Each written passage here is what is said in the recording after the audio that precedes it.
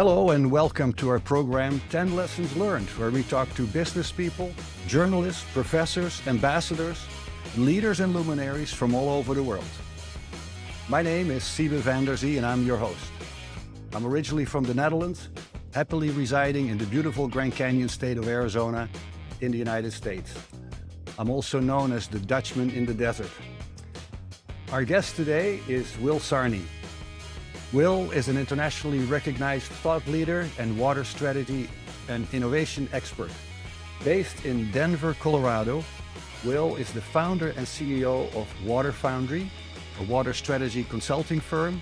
He is also the CEO of the Colorado River Basin Fund, also known as the Future of Water Fund, a water technology venture fund focused on addressing water scarcity, quality, and equitable access to water. Before that, Will Sarni served as the managing director at Deloitte Consulting, where he managed the water strategy practice. He is also the author of numerous publications on water strategy and innovation, and most recently, he wrote a children's book on water titled Water, I Wonder, with a question mark. In other words, during his entire career, Will Sarni has been an advisor on sustainability and water strategy issues to multinationals, water technology companies, investors, and non-governmental organizations. Very impressive. You can learn more about Will Sarni on our website, 10lessonslearned.com. Hello, Will. Thank you for joining us. Well, thank you for the invitation. Excited to be here. It's sort of perfect on a Friday to have a soul-searching conversation. Here we are, absolutely.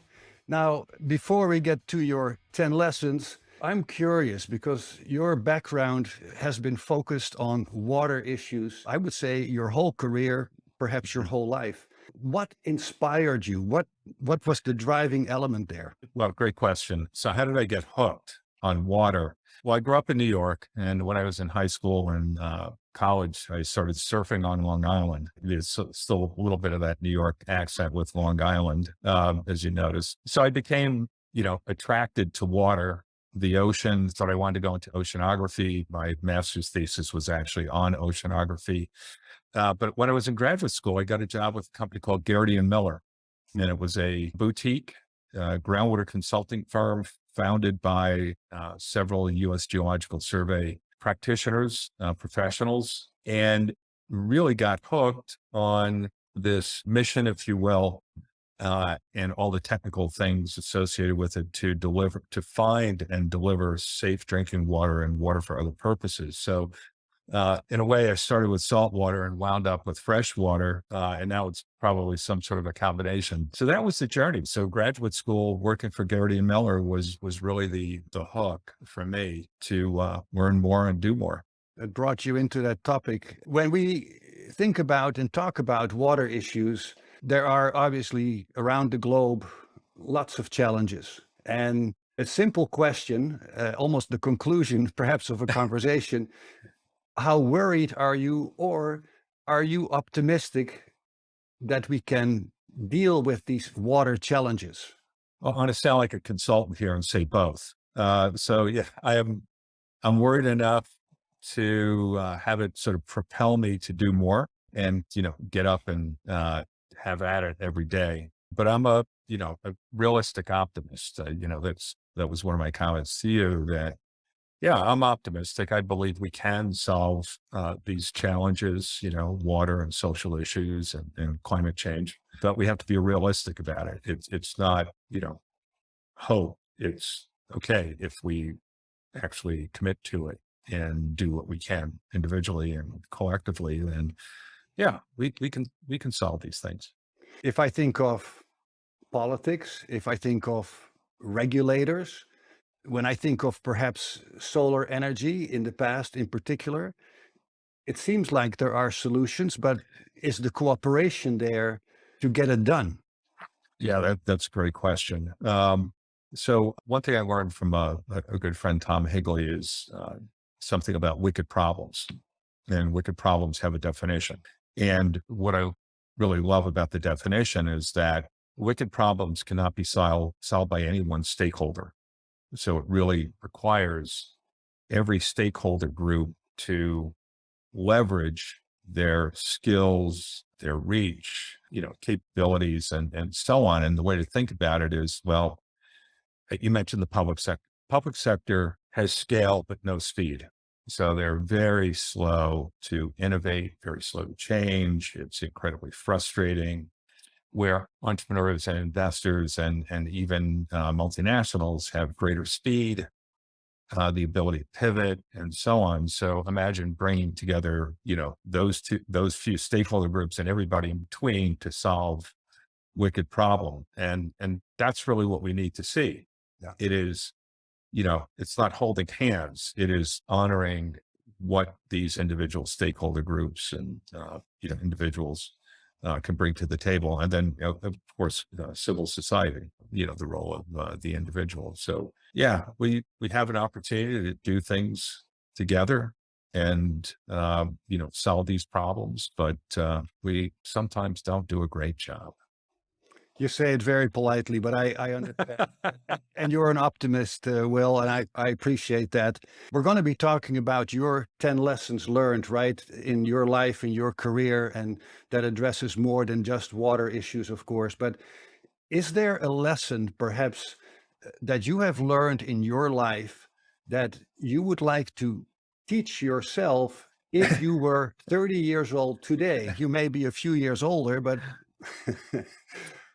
Yeah, I'm a few years older, yeah, definitely. And I've got the gray beard to prove it. So that's another great question. And I did think about it carefully. I would say I wish I was more entrepreneurial, a desire to build things early on in my career. And maybe it's not unusual, but if I look at the front end of my career, it was really about learning, and it was working with others and learning from others, as opposed to, well, maybe I should go build a company, go start something, be more of an entrepreneur. So if I had to scroll back, I would say, take more risk, you know, be less fearful, if you will, go build something or be part of a team that's building something, because I have an appetite for that now. It would have been nice to have that appetite a few decades ago. So that's, one lesson.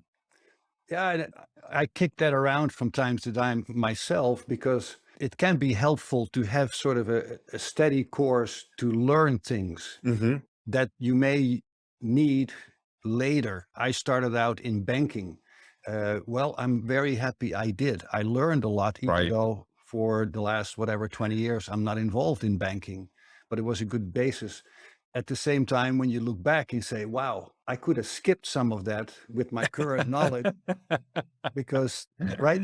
Yeah, the entrepreneurial spirit, very healthy, I think, for anybody, right? To think about what you can do as an individual, how you can contribute, how you can participate, etc. So I can align with that thought. Yeah, It's good to look back. it always is. It always is. Now, looking back, let's talk about your 10 lessons. And Sure. lesson number one, generosity and kindness. Well, I'm all for it, but what are your thoughts on that? Well, I need to sort of give you a little bit of context. I grew up in Jackson Heights, Queens, grew up in an apartment. My grandparents were immigrants. My parents were children of they were Depression era children. And, in hindsight, I thought we were wealthy, but I don't know that we really were. But what little we had, we were generous to, family, friends, neighbors. And that was a good thing. It was, be kind, be generous, didn't always play out well, but, those were exceptions. Those were not the rule. So I would say that is one of the earliest things that I learned from my grandparents, who truly had nothing when they showed up, and my parents and my family. Family, parents, how about teachers or people in the neighborhood?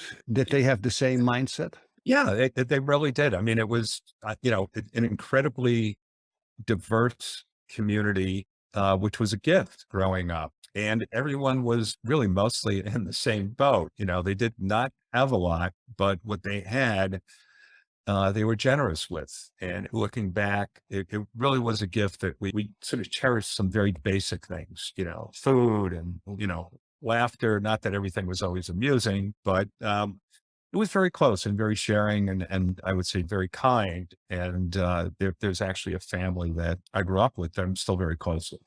Yeah. And, that's a real gift. Values given by your family, caretakers, environment, and it's still with you, right? I hope so. I do my best to hold on to that. Yeah. Yeah. Let's move to lesson number 2.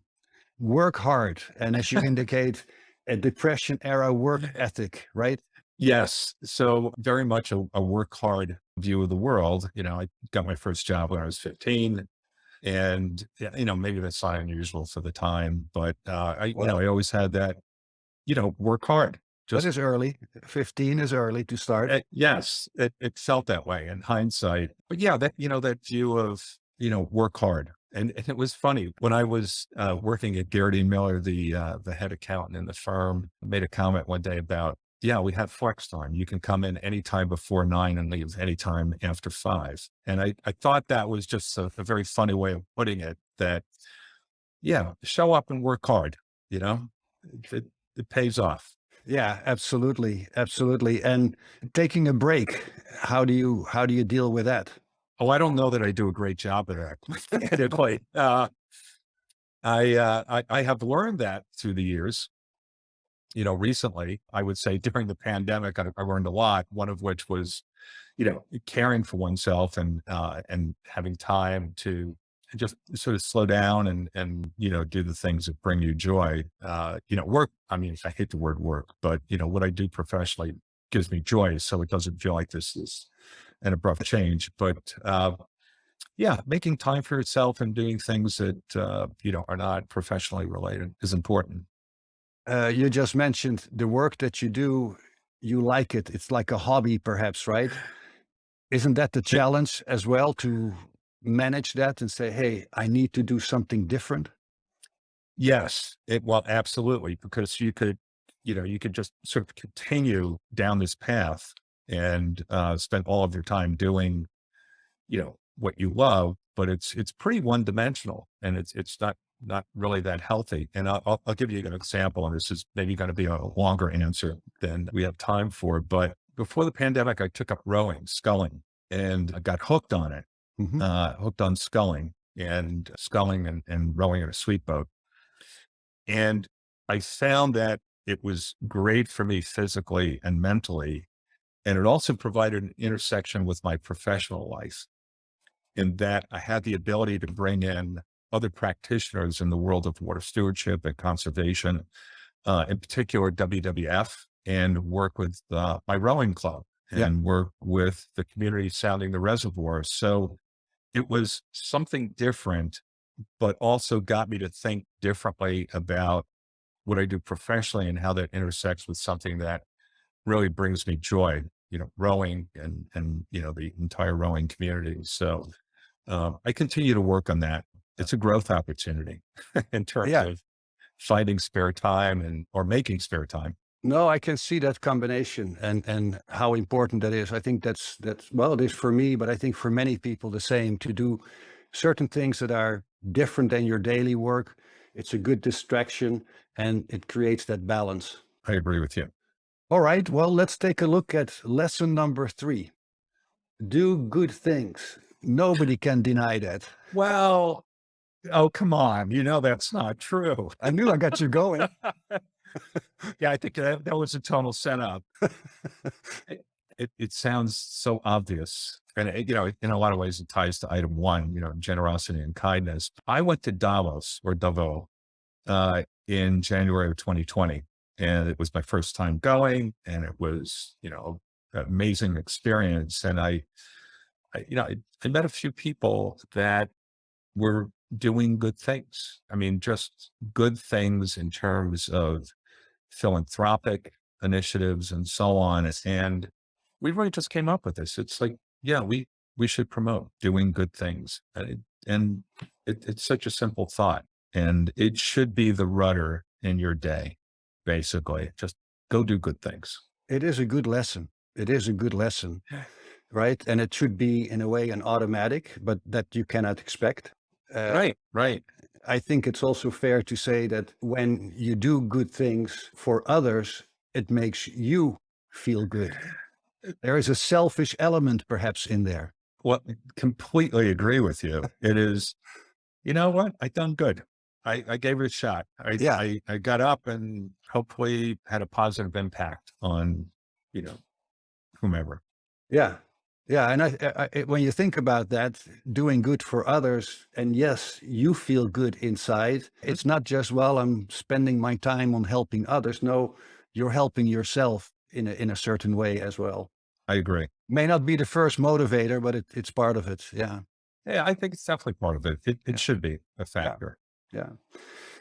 Well, lesson number 4, you will always have a career in water as it is a public health issue. Explain Where that one.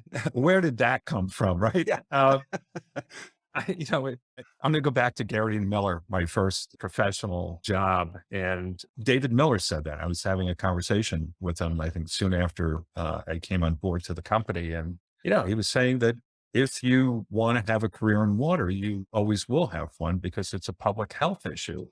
And here I was a kid in my 20s, and this very accomplished professional, it gave me some sage advice, and it's really proven to be the case. I mean, to have a long career working in the world of water, doing different things, and public health issues related to water have never been more important. We see that in Flint, we see it in Jackson, we see it in communities that we know nothing about, that are out there that don't have access to safe drinking water, globally in the US and so on. So, David's maybe casual comment at the time in the hall was, it really stuck, and it's really been the case. And I think about that often. Now, you have been in the water business, let's say, your whole career for quite a few years. It seems like in the last few years, worldwide, these water issues have come, it sounds kind of funny, it's not meant that way, to the surface. People are aware around the world, whether there are wildfires that are not directly related to water, but indirectly there is a link, rivers that are drying up, ocean water that perhaps is rising, shortage of water in many areas around the world, but definitely in the United States. Always have a career in water. Is that not even more part of today's thinking than perhaps 10, 20 years ago? No, I absolutely agree with you.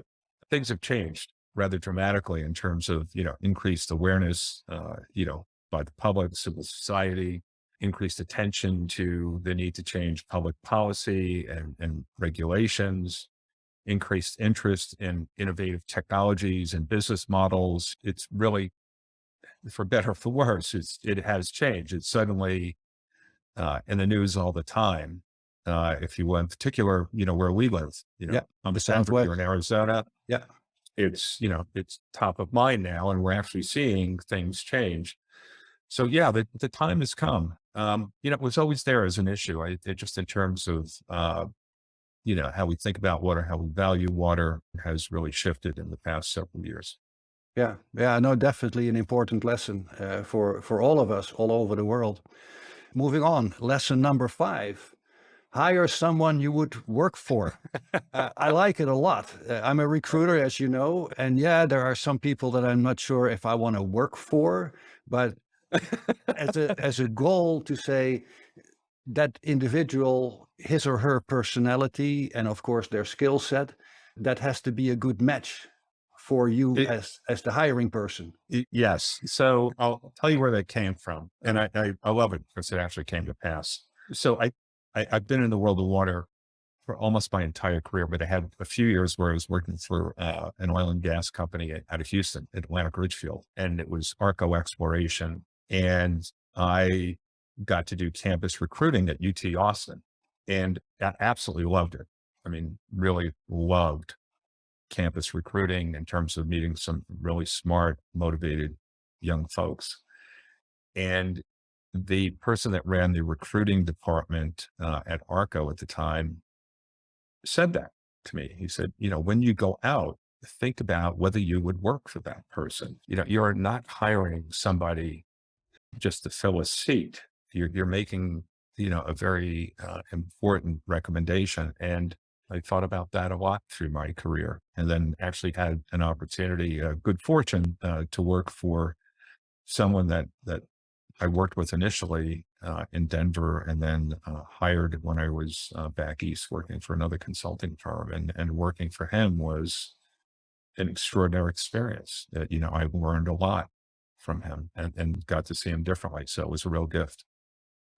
It's unlikely that you would ever hire someone where you say, I'm not sure if I get along with this person. And at the same time, if you have let's say, a checklist of skill sets or experiences that you're looking for, and that person perhaps doesn't meet all of them, the personality may drive you to say, wow, I really would like to work with him or with her. Right. That's important. It's just really being very, very thoughtful of, do I really want to work with this person? Do I really want one of my colleagues to work for this person? Would I want to work directly, report to that person? And, working for Doug Slunson, a shout out to my good buddy, that was an extraordinary experience. He did very different than me, and we complemented each other. At least I like to think so. Makes sense. I appreciate that lesson. We're talking today with Will Sarni, a globally recognized thought leader on water strategy and innovation, sharing his 10 lessons learned. I want to thank our affiliate partner, Audible. Audible is an amazing way to experience our program 10 Lessons Learned, but also books and other podcasts, allowing you to build a library of knowledge all in one place. You can start your free 30-day trial by going to audibletrial.com/10 lessons learned. Again, that is audibletrial.com/10 lessons learned, all lowercase, to get your free 30-day trial. Back to the lessons. Lesson number 6, Will Sarni, the power of unreasonable people. Got some good lessons here. Where did that come from? That's actually the title of a book. And I believe that, change happens typically with people that reject the status quo.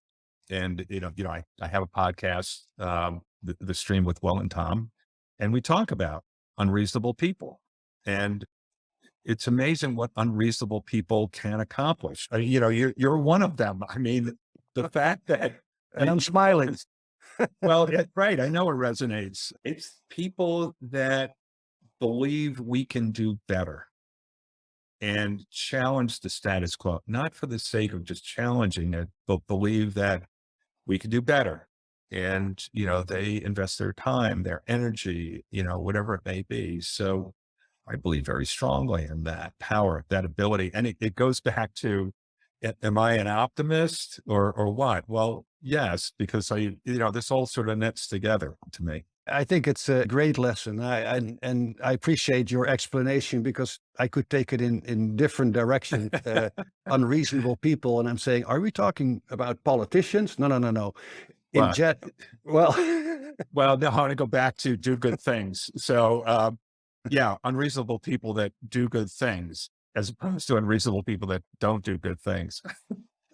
but indeed, question the status quo, right? That's a term that was used years ago, but it makes sense in my mind, indeed, to re-examine where we are, what we have achieved. And we know that over time, things are changing. Moving on, lesson number 7. Learn to say no, or hell yeah. Yeah, that's also the title of a book. And a good friend of mine gave that to me. And as you might imagine, I say yes to almost everything. And, I think generally it's a good trait. But that saying is a good lens. It's a good way to really focus on things that bring you joy, that have an impact. Some commercial value has to be a subset of that. But really the ability to say no, very politely, professionally, that my dance card is full, or, I'm doing other things. But the hell yeah part, I mean, that sort of goes back to some of the things we've been talking about, that, what brings you joy, what gets you up out of bed and propels you forward. So it's a good tagline. I do my best to remember that. I think it's helpful to tell yourself, indeed, that you have to say no. And then Right. perhaps your passion takes over and say, well, yeah, but I'm still going to do this and but next time I shouldn't. But if you, in a way, develop the discipline to say no, that can be helpful in order to be productive in other It, areas, right? You cannot overload yourself. Nobody will benefit from that. right. And I also believe that you tend to find other things that show up that will bring you joy. So, it's not a zero sum game. Yeah. Yeah. No, well said. Well said. Lesson number 8, be a realistic optimist to leave the world a better place. Sure. So that's sort of a convoluted lesson learned, but I am an optimist. I at least I think I'm realistic in terms of how to get things done. And that sort of informs the just leave the world a better place. It's, why are we here? What are we doing?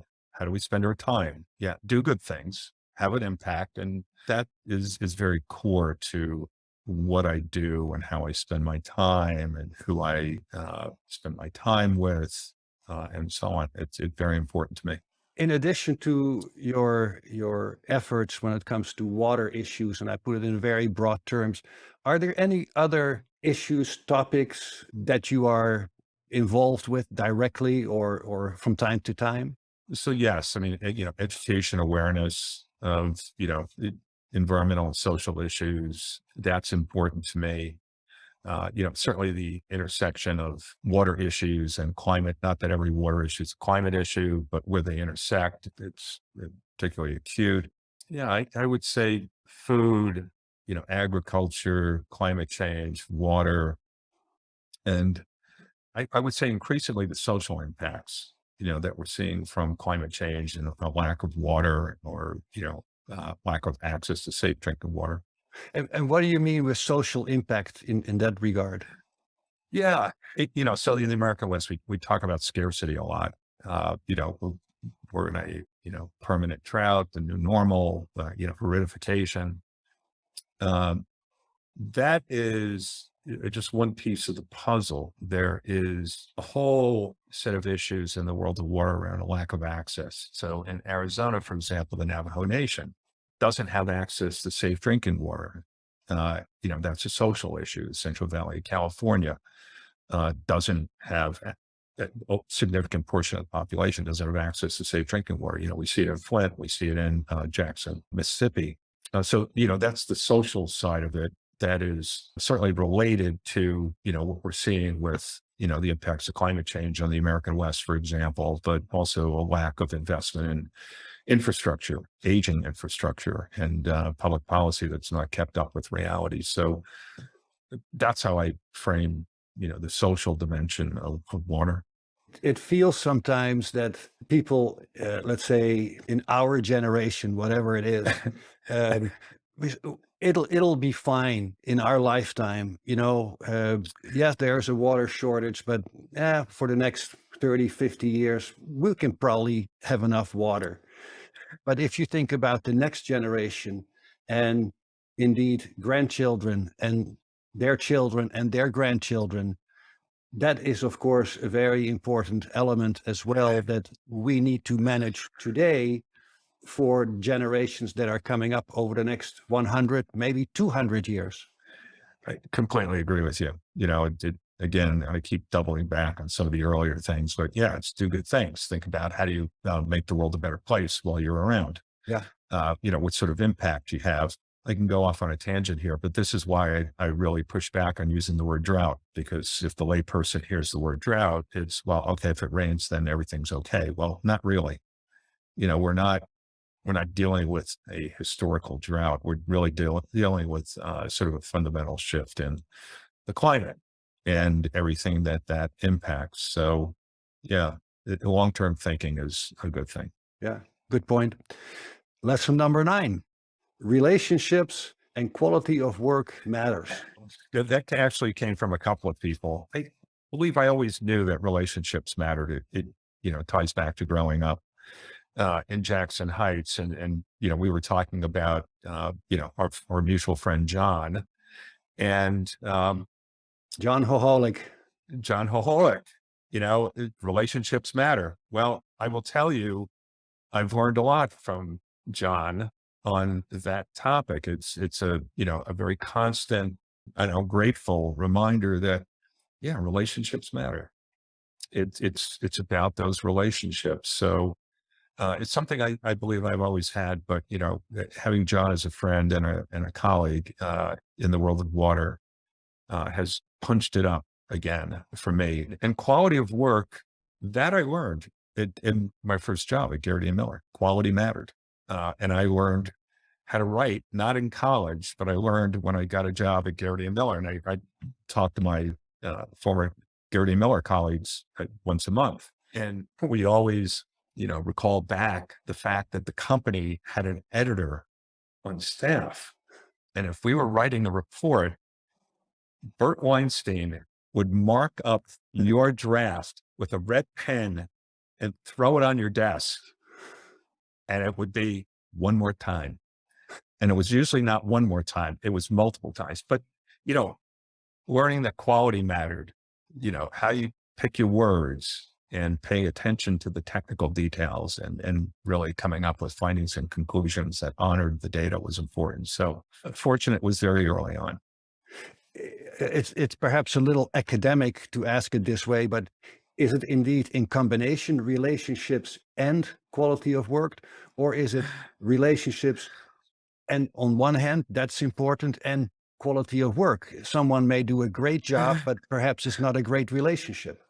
They are related. I believe that's a really good point. Yeah, it's if you're thoughtful and do the best you can with a person or group of people, it creates a quality relationship. Hopefully a lasting relationship of value to all parties. So yeah, it's a Venn diagram, definitely. Yeah.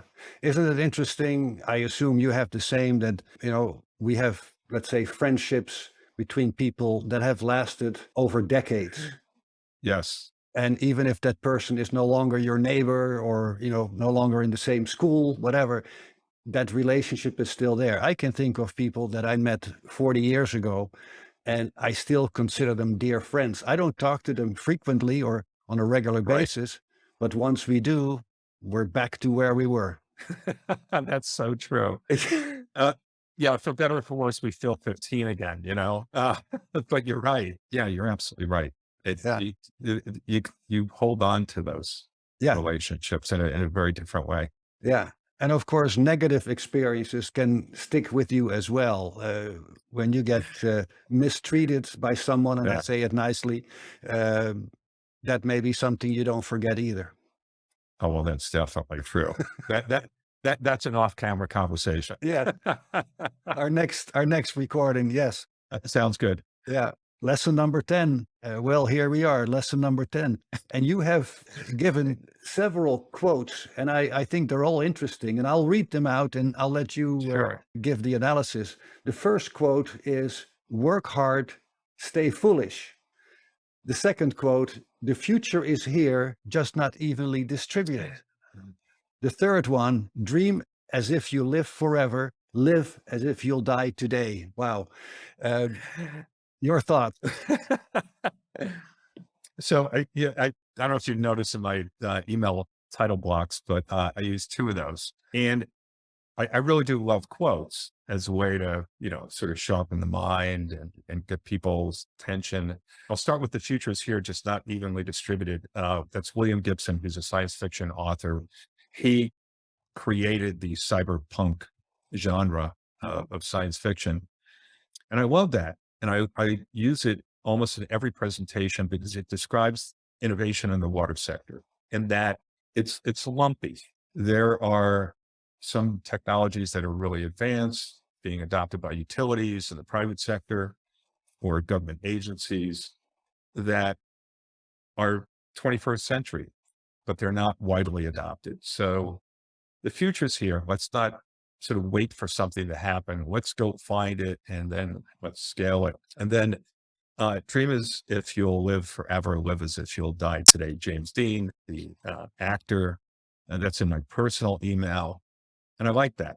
It's, we talked about being an optimist and doing what we do to have a positive impact. That's really important. That moves you forward. But also, have a focus that, every day is a gift, and being mindful of that with that tension of the long view is important. And then Richard Brandt, who wrote the Whole Earth Catalog, I'm reading his biography right now, Work Hard, Stay Foolish. That's really good. It ties back to that, Depression era work ethic, just work hard, but also be foolish, take chances, which also tied into, if I had to go back to a younger version of me, it would be, be more foolish, take more chances, be more entrepreneurial, take some risks. So I love those three quotes. Yeah, I think they're all good, and I'm glad you shared all three of them, right, for lesson number 10. But that's very powerful. It's truly amazing when I think about your background, Will, and I have been doing obviously little research. What you're doing and consistently is so relevant to the whole world. And I want to mention that because it's not just for your neighborhood or your state.